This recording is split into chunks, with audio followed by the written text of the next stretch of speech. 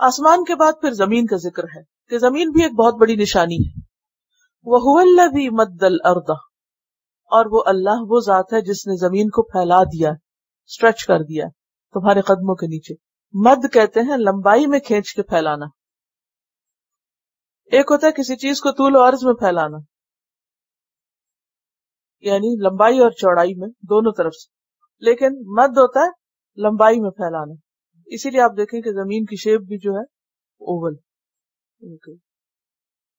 وَجَعَلَ فِيهَا رَوَاسِيَ وَأَنْهَارًا، اور اس نے زمین میں پہاڑی سلسلے بنائے اور نہریں بنائیں، یعنی دریا بنائے. یعنی آسمان کی چھت کے بعد زمین کو اس نے رہنے کے لیے انتہائی مناسب بنایا کہ انسان کے قدموں کے تلے پھیلی ہوئی ہے، انسان چلتا جاتا ہے اور وہ سمٹتی جاتی. اگرچہ آپ دیکھیں کہ زمین بالکل فلیٹ نہیں ہے، لیکن انسان کے لیے اس نے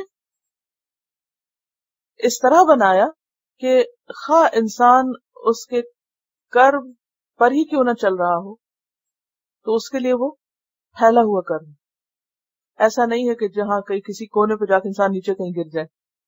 زمین کے اندر بھی گریویٹیشنل پل رکھی.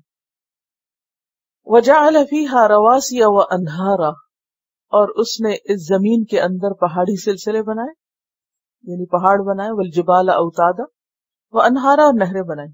نہر یا دریا جو ہے وہ گہرا ہوتا ہے اور اس کے مقابلے میں پہاڑ اٹھے ہوئے ہوتے ہیں.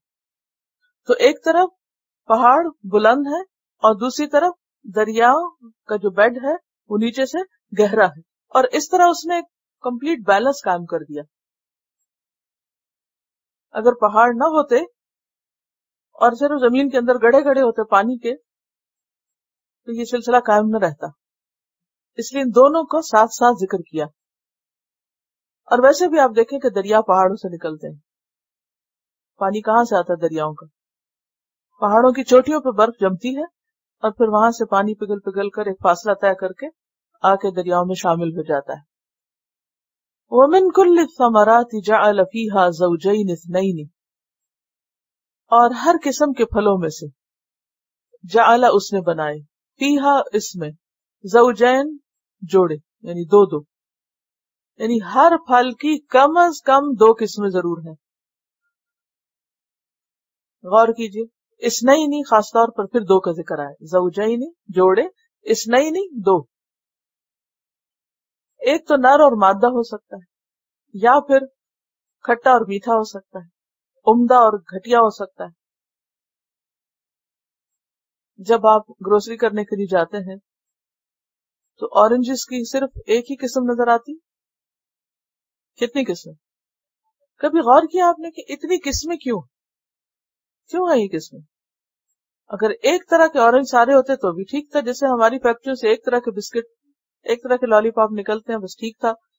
اللہ تعالیٰ بھی اسی طرح کیا کرتے، بس ایک ہی طرح کی ورائٹی بھیج دے اور ہمیں خبر بھی نہ ہوتی کہ دوسری چیز بھی ہے.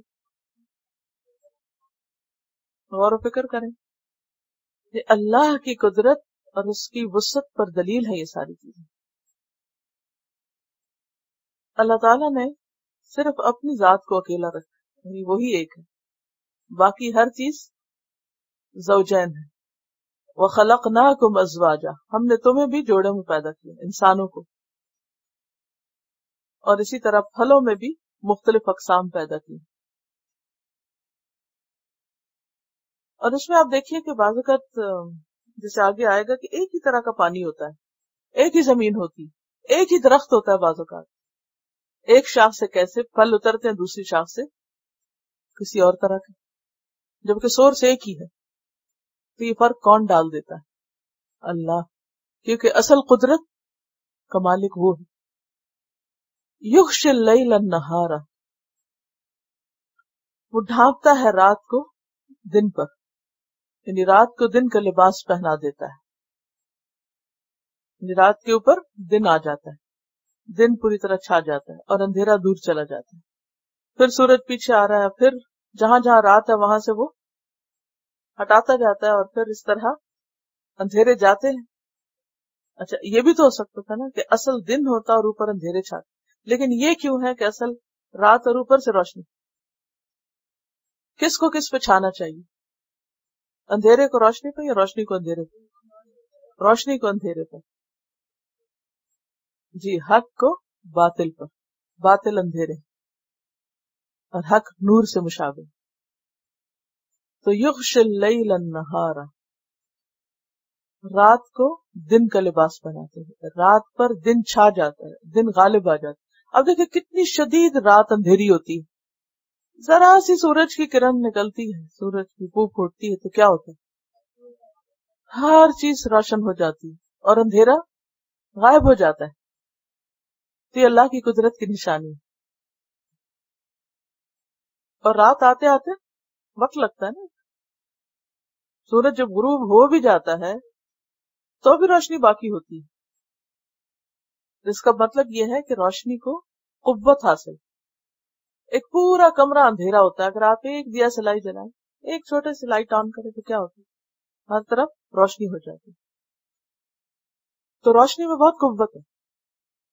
تھوڑی سی روشنی بھی کثیر مقدار اندھیرے کو دور کرنے کے لیے کافی ہو جاتی. یغشی اللیل النہار ان فی ذلک لآیات لقوم یتفکرون، یقیناً اس میں البتہ نشانیاں ہیں اس قوم کے لیے جو غور و فکر کرتی. غور و فکر کرنے والے لوگوں کے لیے ان چیزوں میں بہت سی نشانی ہے. اس میں سے ایک ایک چیز اگر انسان اپنی عقل، اپنی ذہانت، انٹیلیجنس، یہ سب چیزیں اس میں غور و فکر میں لگائے تو یقیناً وہ اللہ کو پالے کہ کون ہے جس نے یہ سب کچھ بنایا اور اس طریقے پر بنایا اور بالکل مناسب بنایا. لیکن افسوس یہ کہ ہمارے پاس فرصت ہی نہیں کہ ہم کائنات کی نشانیوں میں غور و فکر کریں. Assalamu alaikum. Recently, I was sharing with somebody that, my dad planted a cherry tree last year, and it didn't grow any fruits. So I was sharing this with somebody, and then she said, oh, my gardener told me that there are certain types of fruit trees that if they don't have their pair, like if it's a female tree and there's no male tree around, they will not grow fruits. So she's like, your cherry tree is probably one of those trees. If there's no tree, like there's no cherry tree in proximity to this cherry tree, she's like, it won't grow any fruits. And she's like, I've tried this. She's like, I had a fruit tree and then I got another tree that was male. She's like, it grew so much fruit.